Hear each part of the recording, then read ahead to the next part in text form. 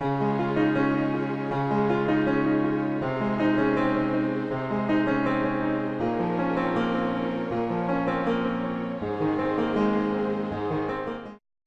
de esa normativa por la cual se reduce la cantidad de ortiga que se puede llevar un particular. Son los técnicos del Gobierno Balear y del Consejo Insular los que determinarán exactamente cuánto podrán coger cada particular con su carnet de pesca deportiva. A los profesionales también se nos controla, por supuesto. Nosotros somos, como nos ganamos la vida con los mariscos, tenemos que hacer una estadística mensual en la que tenemos que anotar todo lo que capturamos, se venda o no se venda. Hay normas como, por ejemplo, los erizos no se pueden devolver al mar una vez capturados, para impedir que no se forme un desove descontrolado y que haya una infección de erizos en una zona.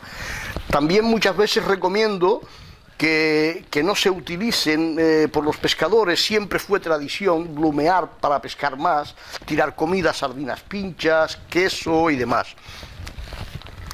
Cuando tiran queso y todo esto, bueno, pues es comida, los pescados se la comen, pero cuando recogen erizos, los machacan dentro de un cubo y blumean con esto, evidentemente los pescados vienen y se comen parte de esa hueva que estamos tirando al mar, pero hay una parte de esa hueva que no se la come nadie, que se queda flotando ahí por los mares y que se autofecunda. Y al momento que se autofecunda es cuando nos encontramos que se va a convertir en una auténtica infección de erizos. No serían perjudiciales si fueran como el mejillón, porque el mejillón, al ser una depuradora de agua, dicen los estudiosos que el mejillón adulto, más o menos, filtra 400 litros de agua cada 24 horas. Es una depuradora, se queda con las porquerías, con la suciedad y suelta agua limpia. Si el erizo fuera lo mismo, no nos preocuparíamos, diríamos, pues más depuradoras que hay. Pero claro, con el erizo nos encontramos con el gran depredador. El gran depredador de los mares es el erizo de mar. Bueno, los erizos de mar, porque hay varios cientos de especies.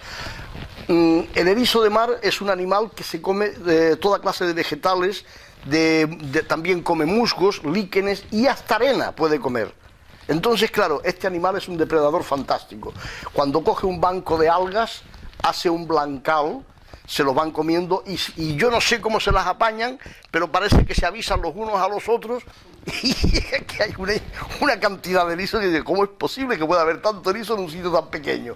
Y entonces, claro, llega usted, ve este bancal de erizos, tienen un pico que tiene 5 púas. El pico tiene exactamente 5 púas y tiene un cierre perfecto. Es capaz de arrancar las raíces hasta las más profundas simplemente cogiendo la plantita y haciendo un giro de, nada, unos 20 grados aproximadamente, hace así y saca la plantita entera. Le encantan las raíces, sobre todo de la Poseidonia, claro. Pero tampoco no podemos permitir que un exceso de una especie que es natural también, de aquí me refiero, que no es una especie invasora, pues que nos vaya a comer el terreno y que vaya a acabar con esas praderas tan bonitas de Poseidonia. Tiene una serie de patas en la parte inferior, que son agujas más pequeñas, pero que si cogemos un microscopio y nos la miramos, no son agujas, acaban en ventosa, que les sirve para caminar por todas partes, podrían caminar por un cristal girado del revés. Después tiene también, en la parte exterior, tiene 2 tipos de agujas. Una son las manos, que también tiene ventosas. Si la miramos al microscopio veremos que acaban también en ventosas. Y las otras son las defensivas. En las hembras, que también podemos distinguir entre machos y hembras por una serie de características, en las hembras vamos a encontrar que las agujas estas son agujas realmente. Si se clavan, con facilidad las podemos extraer. No hay problema. El problema lo tenemos cuando se nos clava en un pie una aguja de un macho. El aguijón del macho sí que tiene problema. El aguijón del macho, si lo miramos en el microscopio, nos encontramos que es una pirámide, una cuádruple sierra invertida. De manera que al entrar entra con mucha facilidad, pero al salir son 4 sierras que salen. Yo siempre le digo lo mismo, si uno se clava un erizo y no sale con la mano, o con una aguja, no nos lo podemos quitar. Hay que pensar que tenemos un aguijón de un macho. Lo mejor es ir a acudir a un centro médico, a la Cruz Roja, a lo que haya en la playa, que siempre hay algún tipo de ayuda. Esta queratina de la que es, digamos, el material de que están hechos, como las uñas, estos aguijones, puede ser alérgico, puede provocar alergias. Y entonces, claro, si usted tiene ahí clavado un aguijón en un pie durante 3 o 4 días, pues posiblemente puede tener una reacción alérgica a ese producto. En cambio, si a los 5 minutos va al puesto de socorro de Cruz Roja, se lo sacan y tal, pues ya no es probable que tenga esa reacción. Mucha gente tiene el gusto de tener en su casa pues peceras con peces tropicales, erizos tropicales, toda esta clase de animales que son traídos de Dios sabe dónde. Hay algunas especies de estas que tienen las púas más largas y lo de dentro no es sabroso como los nuestros. El Paresontatus lividus, que es el que tenemos aquí en Baleares, se compone pues de unas 20 subespecies, aparte de la especie primogénita o la especie principal, y unas 20 especies más. Estos entre sí son competibles genéticamente y son comestibles y son buenísimos todos. Pero hay algunas especies, que es lo que pasó recientemente en los últimos años en las islas de Lanzarote y Fuerteventura, que no son especies autóctonas, que fueron introducidas por gente que tenían peceras, que después cerraron el negocio, y estos erizos tan bonitos que tenían ahí, pues les dio pena tirarlos a la basura y los tiraron al mar. Y ahora tienen una infección de erizos que son, vamos, no hay por dónde cogerlos. Hay alguna playa que ya llegan hasta la red. Quien inventó la solución de machacarlos, yendo submarinistas machacando bajo del agua, lo que hicieron fue era peor el remedio que la enfermedad. ¿No? Recientemente hicimos el último programa que se hizo para IB3, el de Jean de la Mar, sacamos las nacras. La razón de sacar las nacras no es para aconsejar a nadie que vaya a capturar nacras, sino todo lo contrario, para que la gente conozca que las nacras están protegidas por una normativa europea. Hay nacras que llegan a tener una altura de 80 y 90 centímetros, o sea que son considerables. Cuando los mariscadores las podíamos capturar, para nosotros era una gran alegría, porque podíamos vender esas hojas a los pintores, que pintaban unos cuadros extraordinarios, y al mismo tiempo congelábamos la carne, que posteriormente vendíamos a quien quisiera comer nacras al horno, para hacer paella. Bueno, hay muchos platos que se pueden hacer, pero aunque a veces nadamos en un sitio y decimos, es que hemos visto más de 100 nacras, sí, pero siguen estando en peligro de extinción. El problema de que hay algunos animales en peligro de extinción, no más que por la depredación humana que puedan tener, es por la contaminación. Estamos tirando mucha porquería al mar. Estamos tirando productos químicos que son muy nocivos, muy nocivos. Y cuando tiramos ciertos productos químicos al mar, pues nos encontramos eso, de que estamos envenenando los animales que hay ahí. Y la nacra es muy sensible. La nacra tiene ayuda para sobrevivir. Tiene una ayuda extraordinaria, que son las gambitas que se colocan en la entrada. Siempre hay una de vigilancia. Si usted pasa con una cámara al lado de una nacra y está abierta, siempre verá que hay como mínimo una gamba que está vigilando, con los ojitos para todas partes, y apenas que vea que algún animal se acerca a la nacra, se mete para adentro, le da un picotazo para que la nacra se cierre. O sea, a cambio la nacra pues le ofrece refugio y comida.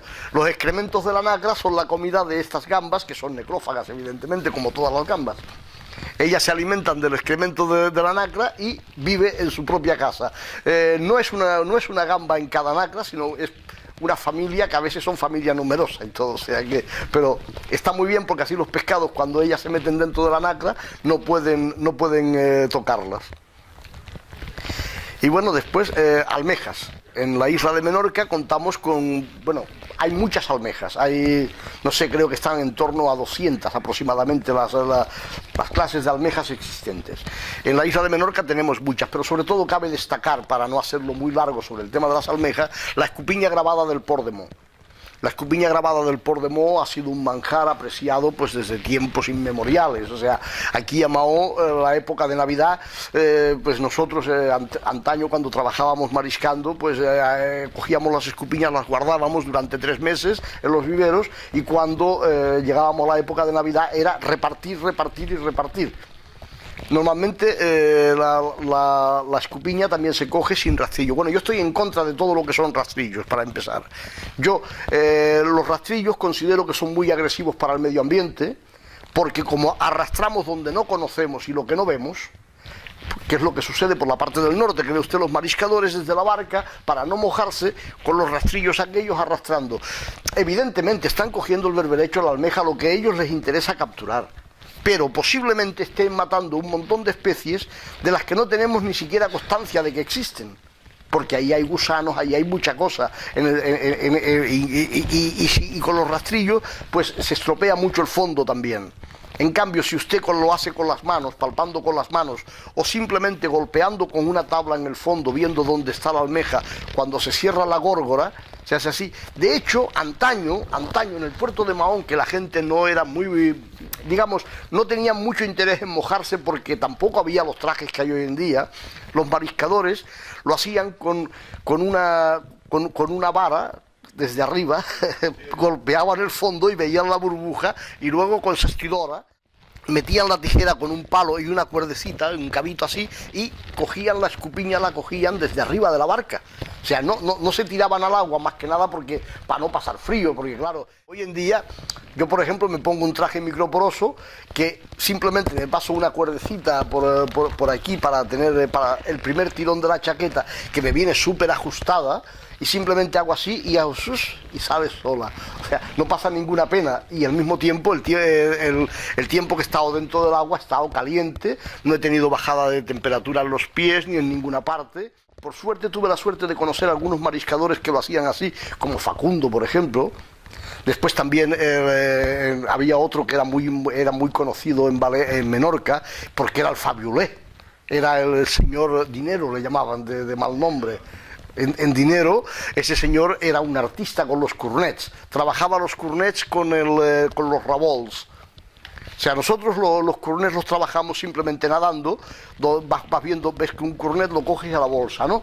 El señor lo que hacía era que plantaba unos aros que tenían una red en medio y un pescadito amarrado en medio de la red, y ahí entraba, y cada día levantaba 400 o 500 rabols 2 o 3 veces al día, o sea, y recogía muchos kilos de cornet. Claro, no era en proporción tan efectivo como es el nadar, porque el nadar es lo mejor que hay, porque uno selecciona, a simple vista selecciona lo que quiere y lo que no quiere. El erizo de mar, ¿cómo sabe el mariscador o cómo sabemos los mariscadores que está lleno? De la forma más sencilla del mundo. Al momento que uno nada en una zona que hay muchos erizos, se verán algunos que se ponen una piedrecita en la parte superior de la coronilla. Ahí es su orificio de desove. Esto supone de que este animal está a punto de soltar las huevas. Los pescados se saben el truco y cuando ven a alguien que se quita la piedrecita y la deposita con mucho cuidado en el suelo boca abajo, ya hay un pescado que va a dar la vuelta y se la come. O sea, que en vez de coger y llenar el saco con todo lo que hay, pum, pum, pum, que después empieza, este no vale, pero ya lo hemos matado. Ya cuando le metemos la tijera ya lo hemos matado. Pues es mucho mejor, si quiero 20, si quiero 30, los que quiera, los cojo y los selecciono ya antes de tocarlos, antes de moverlos del fondo, ya los selecciono con la vista. ¿Cómo los voy a coger? Siempre el erizo hay que apartarlo del lugar donde está antes de cogerlo con la mano. O sea, no se puede meter la mano directamente al erizo porque, como les decía, tiene ventosas y está fuertemente cogido a la piedra o a donde se encuentre, sino con un palito, inclusive con la misma caña de las ortigas, hace así, crack, lo separa un poquito para que ya no haga fuerza y después ya es bien inútil, ya no se clava en ningún lado, ya se puede coger y se puede poner en la bolsa o en la caja o en lo que lo queramos llevar. En estos momentos me parece que la captura del particular está en torno a unos 35-36 erizos para autoconsumo. Es bastante para una buena comida, porque los erizos tienen bastante comida y la verdad es que cuando se hacen al horno, bueno, crudos, están buenos de todas las maneras. La langosta también tiene, bueno, todos los crustáceos en general, el cangrejo mismo, cuando cogemos un cangrejo peludo que está huevado, vemos que tiene muchos huevos negros, está lleno de caviar negro. Aproximadamente también son unos 50.000 huevos en cada animal de estos, entonces abunda mucho. El por qué estos animales dicen que están, digamos que no está bastante repoblado, por ejemplo, de langostas. Claro, la langosta tiene una depredación humana impresionante, porque tenemos un montón de gente que se dedica a la pesca, que cuando llega la temporada de la langosta ya no hacen otra cosa más que langosta.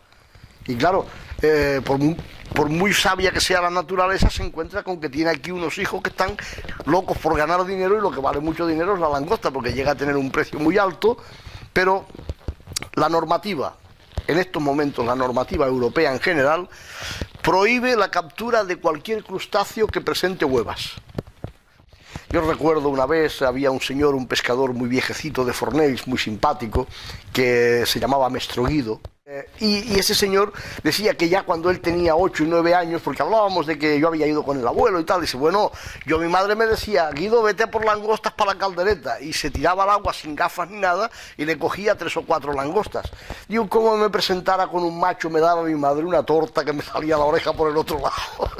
Sí, la buena para hacer la caldereta en su día, antaño, ya le hablo de cuando un señor que lleva ya 25 o 30 años que es muerto y murió ya de muy mayor, pues cuando era un niño, la langosta buena para la caldereta pues era precisamente la huevada, la hembra huevada. Claro, hoy en día eso no se puede hacer, hoy en día tampoco se pueden coger unas tallas mínimas. Ver gambas prácticamente nada, con el agua que nos tapa los zapatos, y vemos gambitas que están allí comiendo. Son necrófagos y se alimentan pues de toda clase de carroñas, pero principalmente una de las carroñas que más se come dentro de las zonas ribereñas son las carroñas de las medusas. Las medusas, cuando mueren, después de desovar, ya mueren directamente. Cuando mueren,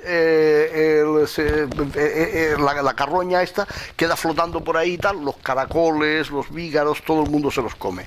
Los ermitaños, lo que son las gambas, todo el mundo se come estas carroñas, y muchos pescados también. El tema de la medusa, pues tiene mala prensa, pero la verdad es que es una fuente de alimento que ha servido mucho a todos los pescados, y las tortugas, por ejemplo. Hablábamos el otro día del tema de las tortugas. Las tortugas son unos auténticos devoradores de medusas, y se las comen cuando todavía pican, o sea que son, bueno, hay muchos pescados que se las comen, pero las tortugas se alimentan básicamente de medusas, muchas de ellas. Pero claro, el problema es que nosotros les hemos creado unas falsas medusas. Les tiramos estas bolsitas de plástico que casi no parecen bolsas de plástico, están ahí flotando, llega la tortuga, le mete picotazo a la bolsa de plástico y se la come, una y otra, hasta que tiene el estómago lleno. Cuando tiene el estómago lleno, ya no puede ingerir nada más y se muere de hambre. Después también hay pescados como la cántara, que cuando entran estas medusas de color morado, estas medusas que son como los bors, pero que son más grandes que los bors, de un color morado intenso, se comen una cantidad de medusas impresionante, las cántaras. Y cuando usted las escata y las pone a la plancha, sale el sabor sabor intenso, muy intenso, muy intenso. Ese es el sabor de la medusa, pero que ya no nos pica porque ya ha pasado, ya digamos, la estamos comiendo a través de otro animal, ¿no? Que esto sucede también con otros animales marinos, como por ejemplo, vuelvo nuevamente al erizo. El erizo come, entre otras cosas, plantas tóxicas. Hay unas plantas tóxicas que tienen una serie de toxinas y demás, pero que el erizo las come, y si nosotros las comemos a través del erizo, que ya el erizo las tiene dentro, pues a nosotros no nos perjudica. El pie de cabrito, que es un marisco muy apreciado en la isla de Menorca, bueno, es porque todavía no está claro si puede llegar a transmitir la toxina al ser humano. De momento los científicos están haciendo pruebas. El pie de cabrito, la toxina no es por contaminación, sino simplemente por contacto con el agua. En la misma piedra donde podemos encontrar el pie de cabrito, podemos encontrar otras plantas que son tóxicas. Y esta planta tóxica, en contacto con el agua y con el pie de cabrito, le transfiere toxinas al pie de cabrito. Claro, si el pie de cabrito se hirviera, que lo hirviéramos bien hervido, no tendría problema. Pero el problema lo tenemos en que el pie de cabrito se pone sobre la plancha, y cuando hace plof y suelta la pipeta que tiene arriba, ese es el momento de sacarlo, y se come pues semicocido, no llega a estar cocido del todo. Es que si lo cocemos mucho es una alpargata, no hay quien se lo coma. He escuchado de que el afrodisíaco del pie de cabrito son precisamente las toxinas. Y eso se lo escuché decir a un señor que era, bueno, pues era doctor en medicina. Me refiero que no es que no supiera esto, que las plantas tóxicas estas pues eran vasodilatadoras, en fin, y que tenían pues unas ciertas propiedades que eran muy, muy beneficiosas. Pero en estos momentos y a día de hoy están prohibidas. La ostra sí se puede coger, la ostra blanca. La ostra roja no se puede coger porque literalmente ha desaparecido. Quedan 4 ostras rojas que esperamos casi como agua de mayo, que nadie las vea, para que se vayan autorreproduciendo entre ellas y poco a poco se vuelva a repoblar nuevamente.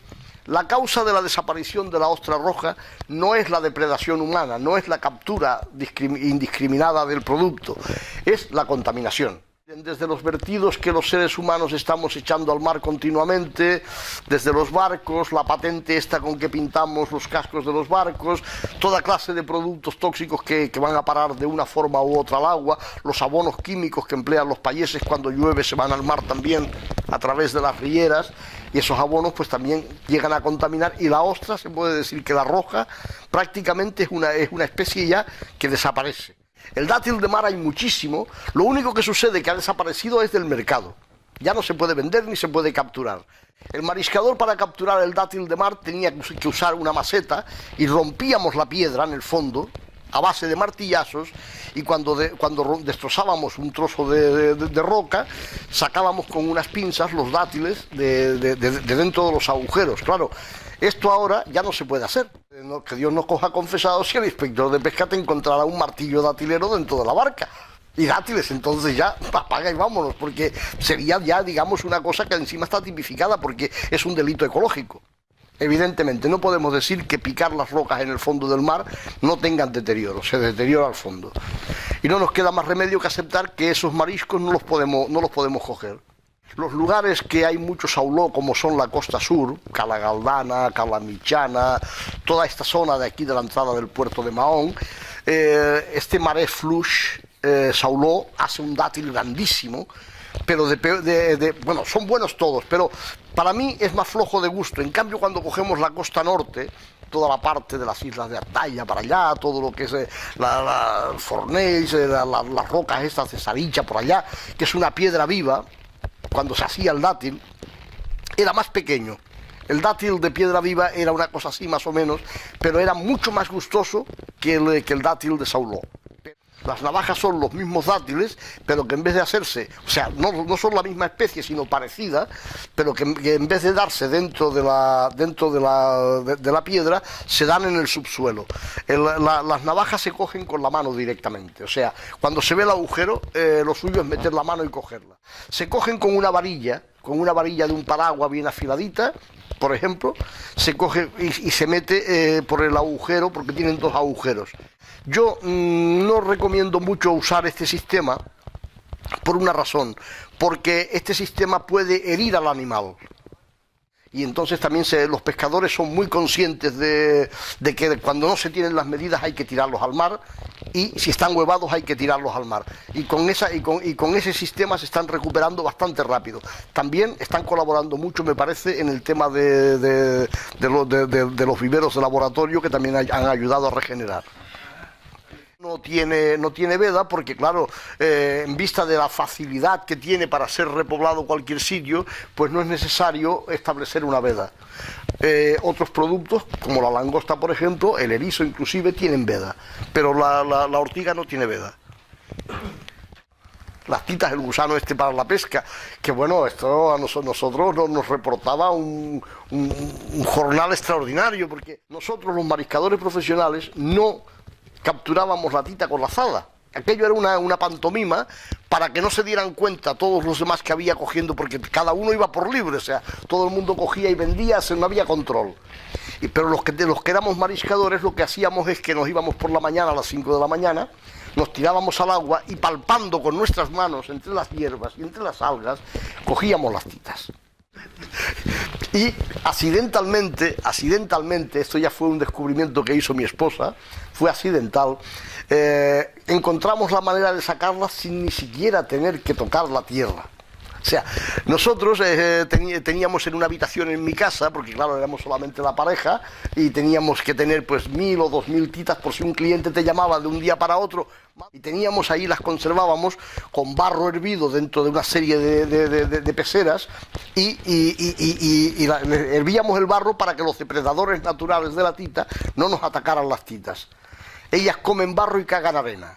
Es exactamente lo que hacen. Y se nos rompió un cristal con el viento, un cristal de la ventana, y mi mujer fue al cristalero, cortó el cristal del tamaño de la medida, lo puso encima de una de las peseras y se puso a arrancar con un destornillador el cristal viejo y me dice: Joan, ¿me podrías alcanzar el cristal nuevo para ponerlo? ¿Y dónde lo tienes? Digo, allí. Y se había caído dentro de la pecera el cristal. Al momento que el cristal cayó dentro de la pecera, creó el efecto invernadero debajo del cristal, tapando los agujeros por donde respiraban las tintas. Estos animales, cuando se veían agotados, que no podían respirar porque les habíamos cerrado con el cristal, salían por todos los lados desesperadas para poder respirar, porque respiran oxígeno del agua. Entonces, claro, ya encontramos la piedra filosofal. Encontramos un aparato que utilizábamos por aquel entonces, lo que eran los cristales traseros de los dos caballos y del Dian 6, ese cristal que llevaban detrás. En casa de Pau, en la chatarra de Pau, cada vez que caía un dos caballos o un Dian 6, lo primero que hacía era que nos sacaba el cristal porque era para nosotros. Le poníamos dos asas y cada mariscador utilizaba dos cristales y podía ser, pues en aquella época, en una jornada de trabajo de 4 horas, porque teníamos que salir rápido del agua cuando empezaban a llegar las fieras, pues hacíamos 500, 600 titas cada uno. Si ustedes tienen en cuenta que llegábamos a vender hasta 175 pesetas cada tita, era dinero. Era dinero. Pero ¿qué es lo que sucede? Que nosotros teníamos que perder mucho tiempo y tener mucho gasto. Inclusive llegó un momento que la gente sospechaba que nosotros teníamos algo, hacíamos algo para contar, y se me ocurrió una idea de aquellas que fue una cafrada total, lo reconozco. Le dijimos, bueno, hay que diseñar un aparato para sacar tintas. Y aquel dijo, pero si es que esto es imposible, nosotros lo sabíamos sacar, pero lo que necesitábamos era justificar, porque ya había gente que nos vigilaba de que íbamos mucho al aeropuerto. Nosotros íbamos al aeropuerto y facturábamos. Cogimos y montamos un compresor en una lancha, con un depósito de aire arriba, bueno, como si fuera, digamos, unas chuponas, y hacíamos ver de que aquello lo utilizábamos para sacar las tintas. Claro, aquello valía mucho dinero, ya costó más de 1 millón de pesetas de aquella época el invento, pero el invento no funcionaba, era simplemente un decorado. Era simplemente un decorado para decir, bueno, en vez de estar matándonos con el cábac ahí todo el día, vamos a montarles el decorado y que piensen que nosotros lo hacemos con esto. Pero claro, echa la ley y echa la trampa. Cuando nos quisimos dar cuenta, los que también se preocuparon por el invento fue la Guardia Civil. Y por supuesto, detrás de la Guardia Civil venían los biólogos del gobierno balear, el Consejo Insular, bueno, todo lo que son las autoridades que su obligación es preocuparse de las cafradas, ¿no? Y a aquello se le veía todas las tintes de una cafrada.